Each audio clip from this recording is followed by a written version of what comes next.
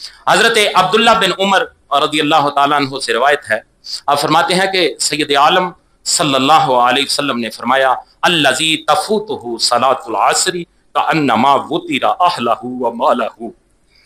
آپ فرماتے ہیں آقا کریم صلی اللہ علیہ وسلم نے فرمایا کہ جس شخص کی عصر کی نماز فوت ہو جائے گویا اس کے اہل اور مال کو ہلاک کر دیا گیا۔ بخاری شریف 552 نمبر، مسلم شریف 1417 نمبر۔ آقا کریم صلی اللہ علیہ وسلم فرماتے ہیں کہ جس شخص کی عصر کی نماز فوت ہو جائے وہ ایسے ہی ہے گویا اس کے اہل سے مراد گھر والے، جس کے سارے گھر والے ہلاک ہو جائیں، جس کا مال ختم ہو جائے۔ حضور فرماتے ہیں جس کی عصر کی نماز فوت ہو گئی، جس کی عصر کی نماز چلی گئی، اس نے نماز نہ پڑھی، وہ بندہ ایسے ہے جیسے جس کے گھر والے مر جائے، جس کا سارا مال ختم ہو جائے، وہ بندہ اس بندے کی طرح ہے۔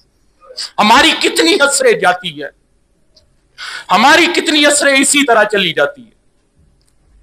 مجھے بتاؤ کیا حضور کریم صلی اللہ علیہ وسلم نے یہ بات جھوٹی کہی ہے؟ کوئی بندہ یہ کہہ سکتا ہے؟